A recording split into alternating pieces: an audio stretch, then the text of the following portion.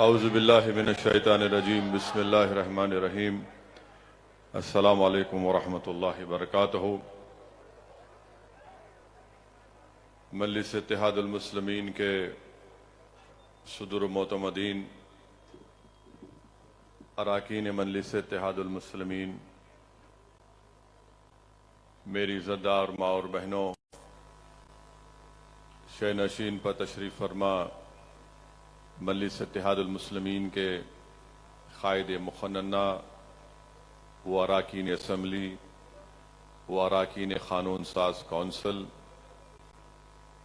میں آپ تمام کو مجلس اتحاد المسلمین کے احیاء کے 65 سال مکمل ہونے پر آپ تمام کو مبارکباد دیتا ہوں، اور میں اس موقع پر اللہ سبحانہ و تعالیٰ سے دعا کرتا ہوں کہ اللہ سبحانہ و تعالیٰ اپنے فضل سے اور اپنے کرم سے اور نبی کریم محمد مصطفیٰ صلی اللہ علیہ وسلم کے وسیلے سے اللہ سبحانہ و تعالیٰ مجلس اتحاد المسلمین کے ان تمام مرحوم قائدین کو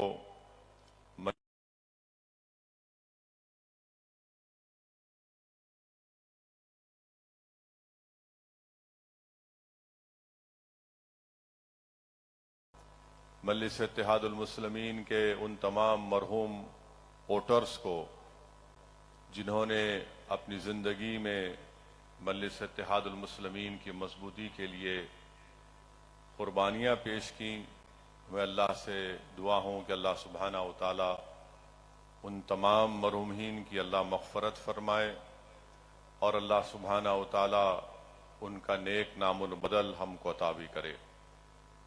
عزیزان ملت، معزز حاضرین اکرام،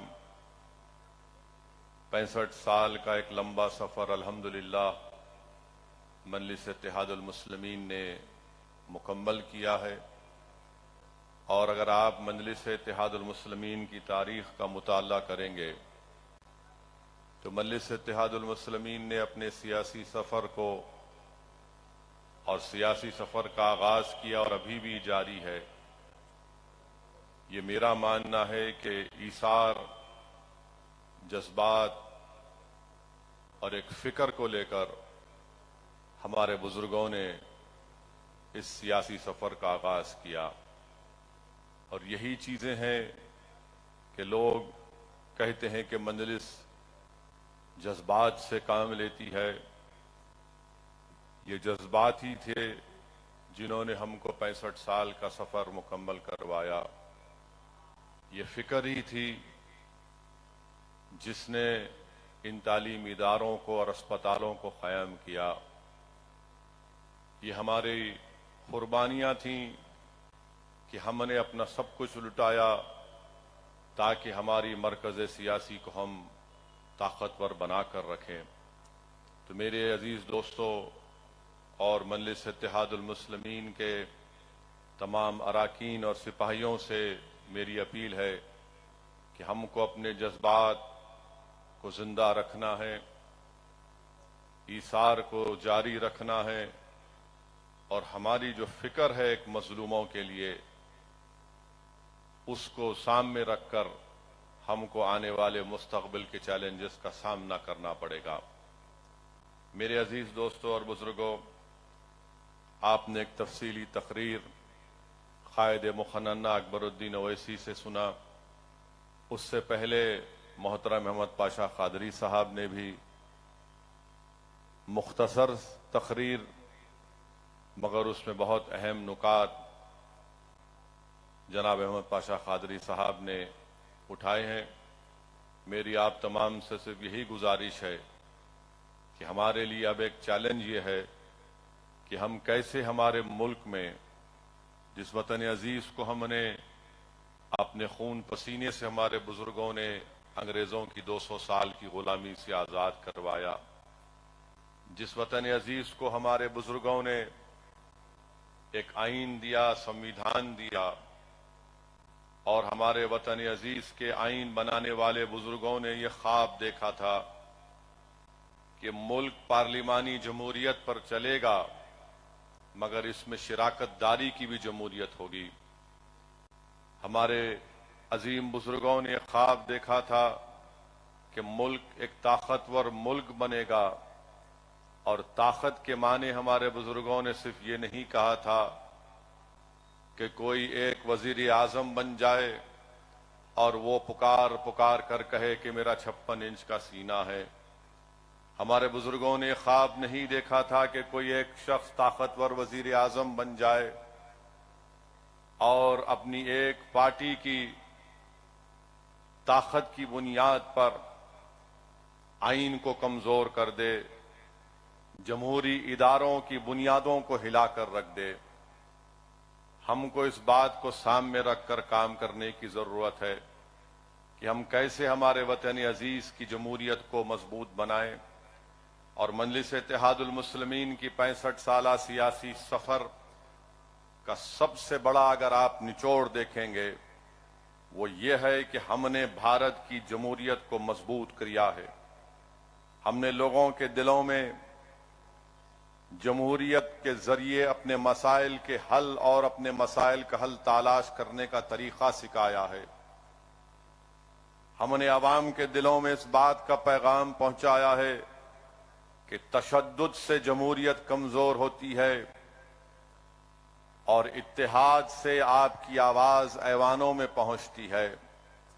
یہ 65 سال کا سفر اگر رہا ہے تو اس میں ہم نے متحدہ طور پر اپنے مسائل کو حل کیا، اتحاد کو مضبوط کیا۔ تو میری آپ سے گزارش ہے کہ ہم کو اپنے اتحاد کو اور مضبوط کرنا ہے، اور یقیناً اس سال تلنگانہ میں اسمبلی کے الیکشن ہے اور مجلس اتحاد المسلمین اس اسمبلی کے انتخابات میں حصہ لے گی۔ مجلس اتحاد المسلمین اپنی طاقت کو برقرار رکھے گی، اپنی طاقت میں اضافہ کرے گی، اور انشاءاللہ تعالی مجلس اتحاد المسلمین اور تلنگانہ کی عوام تلنگانہ میں بی جے پی کو شکست دے گی۔ اور مجھے یقین ہے کہ جو نفرت کا پیغام لے کر بی جے پی آگے بڑھ رہی ہے، تلنگانہ کی عوام اس کو مسترد کرے گی۔ مجھے یقین ہے کہ راجستھان میں جب اسمبلی کے انتخابات ہوں گے تو انشاءاللہ تعالی راجستھان کی عوام مجلس اتحاد المسلمین کو کامیاب کرے گی۔ ہم راجستھان کے اسمبلی کے انتخابات میں بھی حصہ لیں گے انشاءاللہ تعالی۔ اب ہم کرناٹکا کے اسمبلی کے انتخابات میں بھی حصہ لیں گے، اور آپ دیکھیں گے کہ انشاءاللہ ان قریب میں اعلان بھی ہوگا۔ اس سلسلے میں میری آپ تمام سے یہ اپیل ہے، گزارش ہے کہ آپ مجلس اتحاد المسلمین کی ان اسمبلی انتخابات میں کامیابی کے لیے دعا بھی فرمائیے۔ میرے عزیز دوستو، عزتدار اور ماں اور بہنوں، تلنگانہ میں بھارتیہ جنتا پارٹی کی طرف سے بہت سی باتیں بولی جا رہی ہیں، اور جتنی باتیں بولی جا رہی ہیں وہ صرف نفرت کی بنیاد پر۔ بھارتیہ جنتا پارٹی امید دلانے کا نام نہیں ہے، بھارتیہ جنتا پارٹی خوف دلانے کا کام کرتی ہے تلنگانہ میں۔ اسی لیے آئے دن کوئی نہ کوئی ایک بیان دیا جاتا ہے کہ ایسا کر دیں گے، فلاں کر دیں گے۔ میں تلنگانہ کی عوام سے یہ بتانا چاہوں گا کہ تلنگانہ ریاست جب سے بنی، تلنگانہ میں امن مضبوط ہوتا رہا، تلنگانہ میں فساد نہیں ہوا، بلکہ تلنگانہ میں ترقی ہوئی ہے۔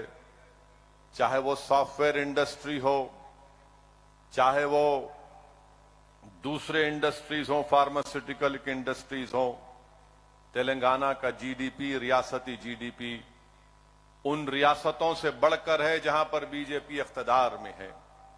یقیناً تلنگانہ میں ایسے واقعات ہوئے ہیں جس پر ہم بھی شرمندہ ہیں اور ہم اس کی مذمت کرتے ہیں، چاہے وہ آلیر کا انکاؤنٹر ہو یا پھر پولیس کسٹڈی میں خدیر خان کی موت ہو میدک میں، ہم اس کی مذمت کرتے ہیں۔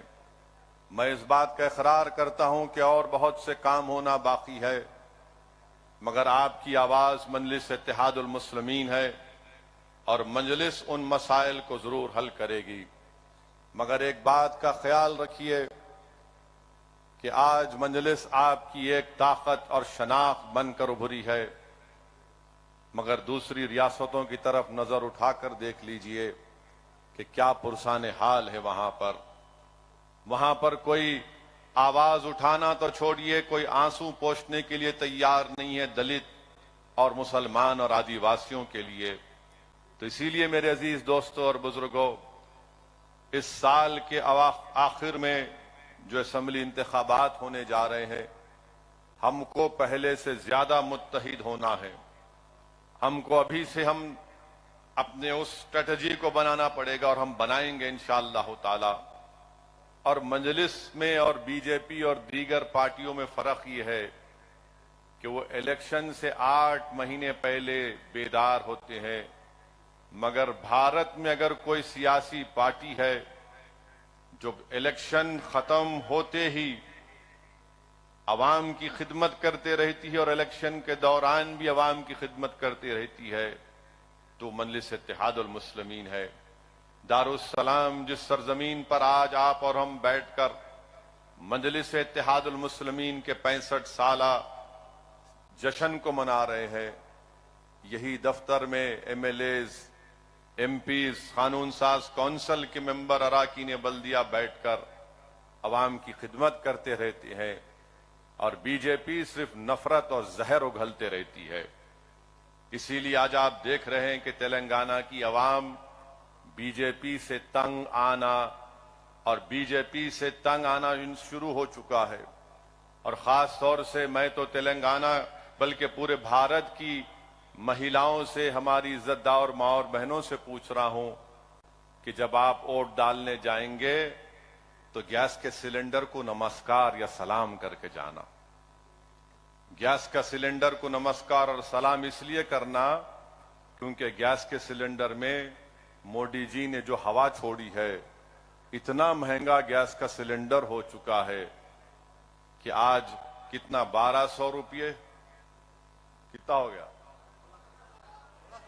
हाँ, 1600 चिल्लर रुपये। ये मोदी जी का कारनामा है। यानी महिलाओं के नाम पर, खवातीन के नाम पर वोट तो हासिल किए, मगर आज गैस का सिलेंडर 1600 रुपये हो चुका है। तो पूरे भारत की जनता को ये देखना पड़ेगा, खास तौर से हमारी इज्जतदार माँ और बहनों को, कि गैस का सिलेंडर कितना महंगा हो चुका है। दूसरी बात कि चाइना का नाम हमारे वजीर आजम नहीं लेते। आज हमारा वतन 2000 स्क्वायर किलोमीटर की जमीन चाइना को खो चुका है। चाइना हमारी 2000 स्क्वायर फुट जमीन पर कब्जा करके बैठा है और हमारे मुल्क के वजीर खारिजा ये एक इंटरव्यू में कहते हैं कि भारत एक छोटी इकोनॉमी है, चाइना बड़ी इकोनॉमी है, मैं क्या करूं? हम छोटी इकोनॉमी है, चीन बड़ी इकोनॉमी है, कॉमन सेंस है, मैं क्या करूं? हम वजीर आजम से पूछना चाहते हैं, आरएसएस के लोग जो आजकल पैंट पहनकर लट फिरा रहे हैं, हम वो बीजेपी के अनभक्त जो सोशल मीडिया पर थकते नहीं, मोदी की तारीफ करते, झूठी तारीफ करते रहते हैं, क्या भारत छोटा है? तुमको शर्म नहीं आती इस तरह की बात करते हैं कि हमारी इकोनॉमी छोटी, चीन की इकोनॉमी बड़ी? मुल्क इकोनॉमी से छोटा बड़ा नहीं होता मोदी जी, मुल्क बड़ा होता है बड़ा दिल रखने से, बड़ा जिगर रखने से। आपकी पार्टी में आप 300 एमपी रखकर भी आपके पास ना बड़ा दिल है ना बड़ा जिगर है कि आप चीन की आंख में आंख डाल कर ये कहें कि 2000 किलोमीटर तुमको छोड़ना पड़ेगा। अगर इकोनॉमी के बुनियाद पर मुल्क छोटा बड़ा होता है तो फिर यूक्रेन क्यों लड़ रहा है रशिया से? 79 में वियतनाम अमेरिका से क्यों मुकाबला किया? 1980 में एक छोटा अफगानिस्तान यूएसएसआर से क्यों मुकाबला किया? अगर इकोनॉमी की बुनियाद पर मुल्क छोटा और बड़ा होता है तो फिर वो फलस्तीनी जिसके पास पत्थर के सिवा कुछ नहीं है, मस्जिद अक्सा और बैतुल मुकद्दस की आजादी के लिए लड़ रहा है, तो फिर क्या कहेंगे उनको आप?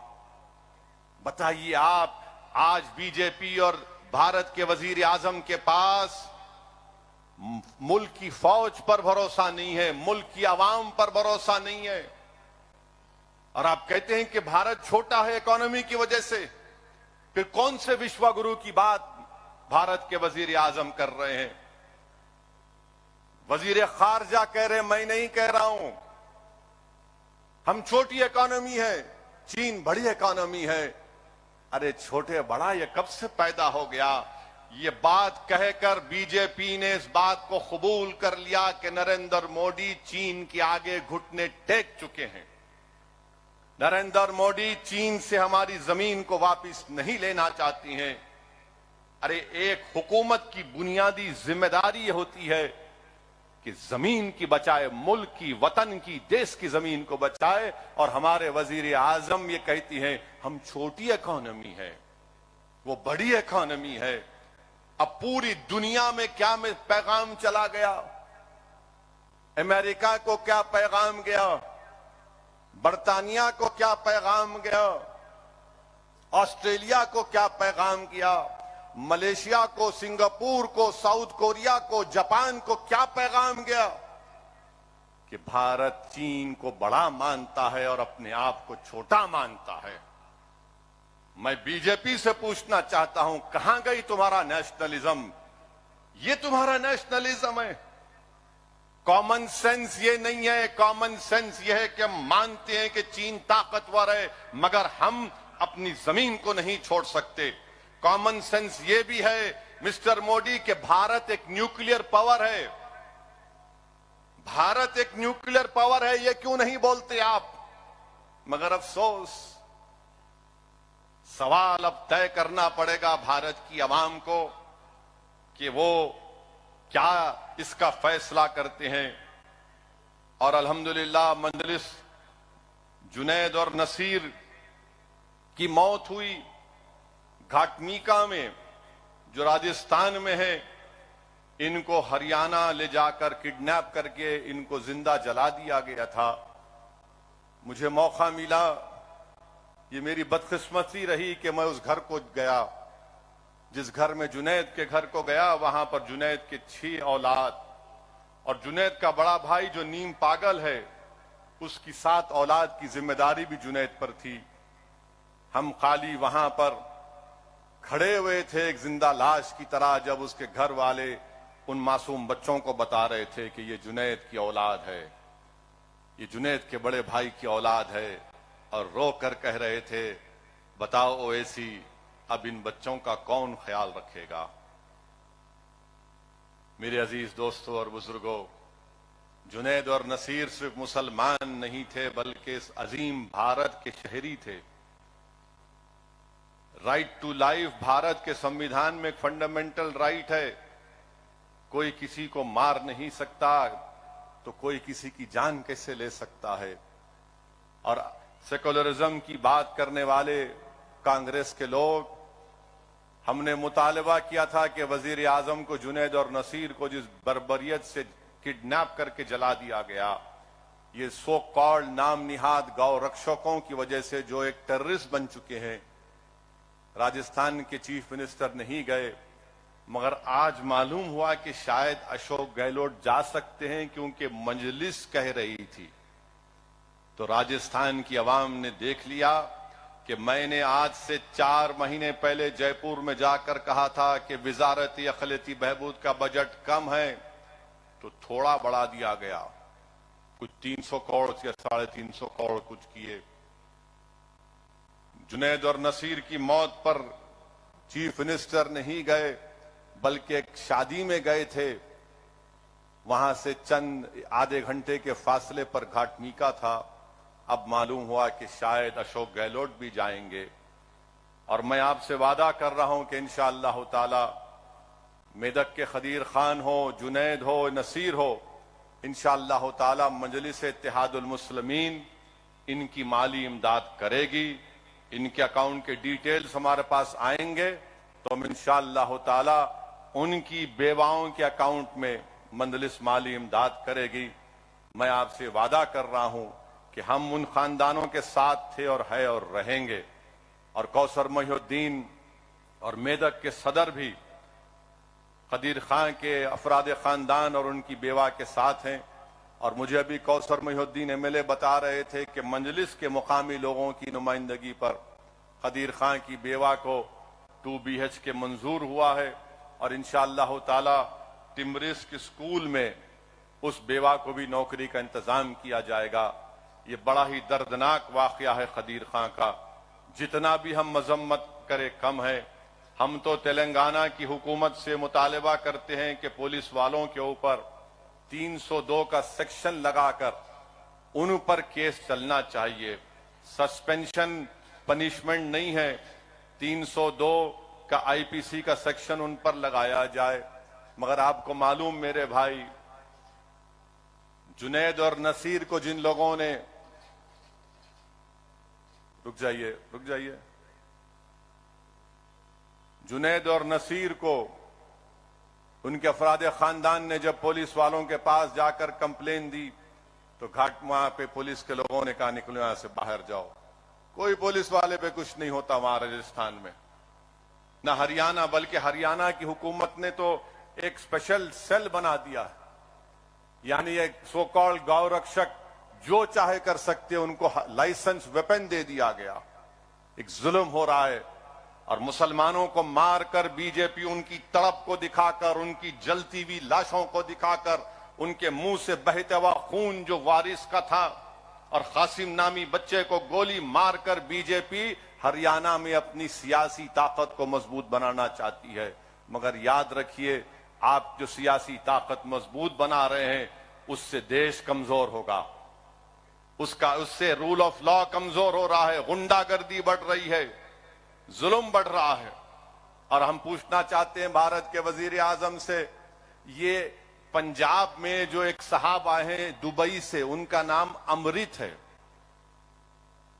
اور بی جے پی بولتی ہے امرت کال ہے. بی جے پی کیا بولتی ہے؟ امرت کال ہے. یہ امرت کال میں یہ امرت کون ہے اور یہ امت خاموش کیوں ہے؟ اگر وہی بات اگر کوئی مسلمان بول دیتا تو ہمارے ٹی وی کے اینکر تو 24 گھنٹے چلاتے، وہ اویسی نے آج یہ کہا ہے، اس نے دیش کے بارے میں کہہ دیا ہے. مگر یہ کیا ہے بتائیے آپ؟ اس پر کچھ نہیں کہتے.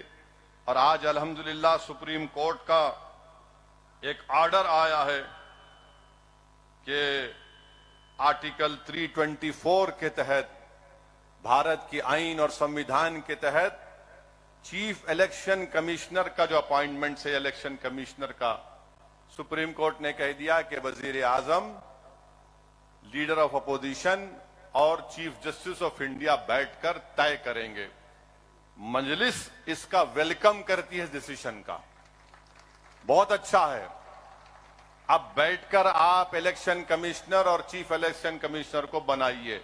جمہوریت کا ایک ڈھانچہ ہے. اگر الیکشن کمیشن میں بہت طاقت ہے، بہت ان کو اختیارات ہیں، اور سپریم کورٹ نے صحیح آبزرویشن کیا کہ چاہے وہ کسی کی بھی سرکار ہو، الیکشن کمشنر کے 6 سال کی میعاد پوری نہیں ہوتی.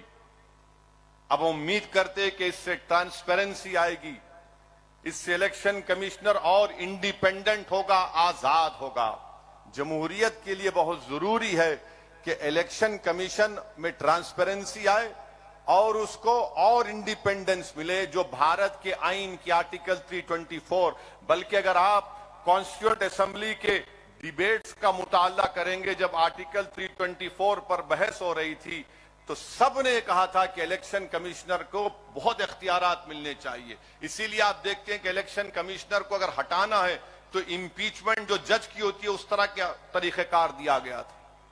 تو تو یہ ہم کو کام کرنا ہے تلنگانہ کے اسمبلی الیکشن کے لیے.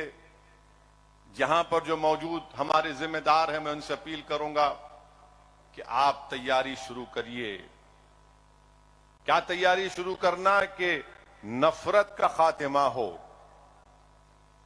امن کی جیت ہو, اور تلنگانہ کی جو ترقی اور خوشحالی ہے وہ جاری اور ساری رہے.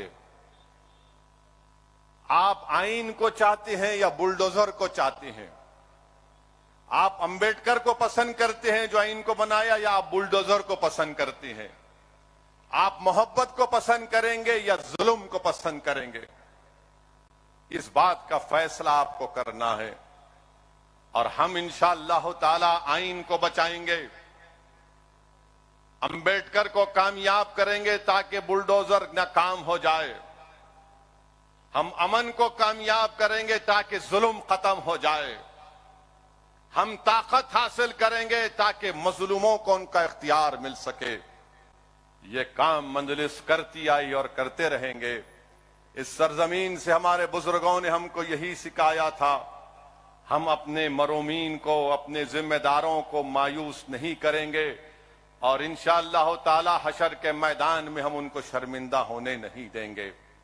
تو میرے عزیز دوستوں اور بزرگوں, ہم کو ان نکات پر کام کرتے ہم آئے ہیں, اور انشاءاللہ ہم کو اسی نکات پر کام کرنے کی ضرورت ہے. اور مجلس کی اہمیت اور اس کی امپورٹنس اگر آپ کو سمجھنا ہے تو آج کے اس مجمع میں ایک ہماری بہن ہے جس کا نام شیفالی ہے. آپ شاید نہیں جانتے شیفالی کو. جب مرحوم قائد سالار ملت زندہ تھے تو شیفالی دارالسلام کو آ کر 4 سال یا 5 سال صرف دارالسلام میں شیفالی بیٹھتی تھی. اور اس زمانے مرحوم قائد سالار اس چھوٹے کمرے میں ہم لوگ بیٹھتے تھے, اور شیفالی یہاں پر بیٹھ کر مجلس کے تمام اراکین سے بات کرتی تھی. مجلس کے جلسوں میں شیفالی آتی تھی, مجلس کی ایکٹیویٹیز کو دیکھتی تھی. اور شیفالی نے آرکائیو سے مجلس کے اس زمانے کے فخر ملت علیہ الرحمہ عبدالواحد اویسی کے زمانے کے پیپر کٹنگز کو نکالا, سالار ملت کی زندگی کے تقاریر اور ان کے بیانات کے اس زمانے کے پیپر کٹنگز کو نکالا. اور آپ کو جان کر حیرت ہوگی کہ شیفالی نے الحمدللہ اپنی پی ایچ ڈی کی تھیسس کو یونیورسٹی آف شکاگو میں سبمٹ کیا. اور یونیورسٹی آف شکاگو پوری دنیا کے 10 بڑی یونیورسٹی میں شمار ہوتا ہے. تو وہاں پر شیفالی کی اس تھیسس کو منظور بھی کیا گیا. اور اس تھیسس میں خاص بات یہ ہے, یہ میں نہیں شیفالی ہے, یہاں پر میں ملوں گا جلسے کے بعد, جب میڈیا کو بھی ملوں گا تو میڈیا کو بھی بتاؤں گا یہ شیفالی ہے. تو اس تھیسس میں شیفالی لکھا کہ سالار ملت کی جس دن شادی ہوئی تھی, اس شادی کی رات کسی نے سالار کو فون کر کے کہا کہ سالار چپل بازار میں فساد ہوا ہے. تو اس زمانے میں یہ نہیں تھا, یہ جھنجھنا نہیں تھا جو ہماری زندگی عذاب کر کے رکھ دیا. یعنی دوسری شادی کرنے کی ضرورت ہی نہیں ہے, اب 2 فون رکھ لو, پورا آپ کا ماشاءاللہ چین سکون برباد ہو جاتا ہے. تو کسی نے وہ فون 235 کیا نمبر تھا اکبر, نہیں 2 تو بعد میں آیا, 35497 ملایا, لگا کے انگلی سے, نہیں معلوم یہ بچوں کو. وہاں سے فون اٹھایا گیا گھر میں, سالار اٹھائے فون, گرجدار آواز, ہلو, آنے سننے والا تھر تھر کام جاتا تھا. بولے سالار ایسا ہوا, سالار نارٹن پہ بیٹھ کے نکل گئے. یہ نہیں دیکھا سالار نے کہ آج میری شادی کی رات ہے. میرے عزیز دوستو, انہی ہمارے بزرگوں کی قربانیوں کی وجہ سے ہم یہاں پر کھڑے ہیں. اگر آج اسدالدین اویسی کھڑا ہے, ممتاز خان بیٹھے ہیں, ایم ایل اے بن کر سب بیٹھے ہیں, تو ہم کوئی پبلک گارڈن سے چل کے یہاں نہیں آئے. پبلک گارڈن سے چل کے یہاں نہیں آئے, ہم باغ عامہ سے ان ہریالیوں پہ چل کے یہاں تک نہیں پہنچے. عبدالواحد اویسی کو 11 مہینے جیل کی صحبتیں برداشت کرنا پڑا. محمد غوث کو اپنی شہادت پیش کرنا پڑا. لوگ نہیں جانتے محمد غوث کو, اللہ اس کی خبر کو نور سے بھر دے جس شخص نے مجلس کے لیے ایک ایک سانس لی تھی، مجلس کے لیے اس محمد غوث نے اپنی جان کی قربانی کو پیش کیا۔ آپ نہیں جانتے کہ فسادات میں کیا کیا مصائب اور مشکلات کا سامنا کرنا پڑا، مجلس کے قائدین کو شہر بدر ہونا پڑا، مجلس کے قائدین کو بولتے حیدرآباد سے نکلو، ان حیدرآباد میں نہیں رہنا، دور دور جا کر مجلس کے بڑے بڑے لوگ رہتے تھے۔ بہرحال میرے عزیز دوستو، ہمت سے کام کرنے کی ضرورت ہے۔ ہم اپنے بزرگوں کی محنت کو رائے گاہ جانے نہیں دیں گے انشاءاللہ تعالی۔ مجلس نے وہ پیغام دیا ہے کہ بھارت کی جمہوریت میں آپ رہ کر اپنی سیاسی طاقت کو بنا سکتے ہیں۔ مجلس نے یقین پیدا کیا ہے کہ بھارت کی جمہوریت میں مظلوموں کی قیادت بن سکتی ہے۔ مجلس نے یہ پیغام دیا ہے، اس بات کو پروف کیا ہے کہ اگر بھارت کی جمہوریت میں کمزور طبقات کی سیاسی نمائندگی ہوگی، ایم ایل ایز ہوں گے، کارپوریٹر ہوں گے، ایم پی ہوں گے، گرام پنچایت میں نمائندے ہوں گے، تو ان کے مسائل حل ہوں گے۔ جہاں پر آپ کی آواز نہیں ہے وہاں پر کوئی آپ کو نہیں پوچھتا، وہاں پر کوئی نہیں پوچھتا، اس لیے کہ بھارت کے کسی کونے میں اگر کسی دلت مسلمان پر ظلم ہوتا ہے تو سب سے پہلے دارالسلام کو اطلاع دی جاتی ہے کہ اسد الدین اویسی کو یا مجلس کے قائدین کو بولو کہ کم سے کم اس پر تبصرہ کر دو، کم سے کم اس پر تبصرہ کرو، ریاکشن دو۔ میرے عزیز دوستوں اور بزرگوں، ہم کو مجلس کو اور مضبوط کرنا ہے، اور انشاءاللہ تعالی ہم مجلس کو اور مضبوط کریں گے۔ ریاست جھارکھنڈ ہو یا بہار ہو یا کہیں پر بھی ہو جہاں پر مجلس آج کام کر رہی ہے، ہم مجلس کو کامیاب کریں گے۔ ہماری زندگی کا مقصد مجلس کو سیاسی طاقت بخشنا ہے۔ میں اپنے رفقاؤں سے اپیل کر رہا ہوں کہ تم اور ہم جب خبروں میں جا کر آرام سے سو جائیں گے تو یہ تشنگی لے کر ہم اپنی خبروں میں جا کر نہیں سوئیں گے کہ کاش میں کچھ وہاں پر جا کر کچھ کر دیتا، اپنی جماعت کا پرچم لگا دیتا، اپنی جماعت کے لیے لوگوں کو ترغیب دیتا کہ ووٹ دو مجلس کو۔ یہ تشنگی ہم لے کر اپنی خبروں میں جا کر نہیں سوئیں گے۔ اللہ سبحانہ و تعالی جب تک ہم کو اور آپ کو زندہ رکھے گا، اللہ ہم کو ہمارے جذبے کو زندہ رکھے، اللہ ہماری اس فکر کو زندہ رکھے، اللہ ہمارے بزرگوں کی ایثار کو زندہ رکھے، اور ہم کو اللہ توفیق دے کہ ہم اپنے بزرگوں کے ایثار کے راستے پر چلیں۔ ہم اپنی زندگیوں میں قربانیاں ہمارے بزرگوں نے دی، ہم بھی دیں گے۔ اور مجلس کے مخالفین کو میں کہوں گا کہ تم جتنا بولنا چاہے بولو، تمہارا جتنا لکھنا چاہے لکھو، تم جتنا الزامات لگانا چاہے لگاؤ، اب کچھ فرق نہیں پڑتا، کیونکہ 65 سال سے تمہارے جھوٹی باتوں کا اثر نہیں پہنچا تو اب کیا پہنچے گا پیارے؟ پکارو جتنا پکارنا ہے۔ ہم کو معلوم کہ ابو جہل ناکام ہونے آیا ہے، ابو جہل ناکام ہی ہوگا۔ یزید کے پاس طاقت تھی مگر پلید تھا، بدنام ہوا، اور صبح قیامت تک یزید پلید کہا جائے گا۔ فرعون کے پاس طاقت تھی، نمرود کے پاس طاقت تھی، مگر اللہ نے موسیٰ کو کامیاب کیا، اللہ نے حضرت ابراہیم علیہ السلام کو کامیاب کیا۔ میرے عزیز دوستوں اور بزرگوں، اقتدار کو دیکھ کر لوگ طاقت کی پوجا کرتے ہیں، ہم اقتدار یا طاقت کی پوجا نہیں کرتے، ہم انصاف کرنے والوں کے ساتھ رہتے ہیں، ہم مظلوموں کے ساتھ رہتے ہیں، ہم ظالموں کا ساتھ نہیں دیتے۔ تو یہ پیغام کو سمجھیے، اور اسی سے ہم کو مستقبل کا لاہ عمل طے کرنا ہے۔ اللہ اس سرزمین کو، دارالسلام کو صبح قیامت تک آباد اور شاداب رکھے، یہ اداروں کو اللہ صبح قیامت تک آباد اور شاداب رکھے۔ جو اعزاز اللہ نے ہم کو اس جماعت کی خدمت کرنے کا موقع اللہ نے ہم کو عنایت فرمایا، اللہ ہم کو ان نعمتوں سے، انعامات سے ہماری نسلوں کو اللہ نوازے کہ ہم اس جماعت کے اس بوجھ کو، اس کی ذمہ داری کو اٹھاتے رہیں اور پورے اخلاص کے ساتھ اس کا کام کرتے رہیں۔ میں پھر سے سلام کرتا ہوں ہمارے تمام مرحوم قائدین کو، ہمارے بزرگوں کو، اور ہمارے ان ضعیف مجلس کے اراکین کو جو آج اپنے گھر میں بیٹھ کر शायद उनका पोता या उनका नवासा इनको दिखा रहा होगा कि देखो आज जिस दफ्तर के लिए तुमने क्या क्या नहीं किया था, आज वहां पर मजलिस इत्तेहादुल मुस्लिमीन का जश्न मनाया जा रहा है। मैं इन बुजुर्गों को भी सलाम करता हूं। मैं अपने उन बुजुर्गों को याद भी करता हूं जिनके पैरों के पास बैठकर मैंने सियासत सीखी। मैं उन तमाम अराकीन को शुक्रिया अदा करता हूं जिन्होंने मुझे, अगर मैं गलती करता हूं तो मुझे अपने तरीके से समझाती हैं कि ये रास्ता है, ये सही तरीका है।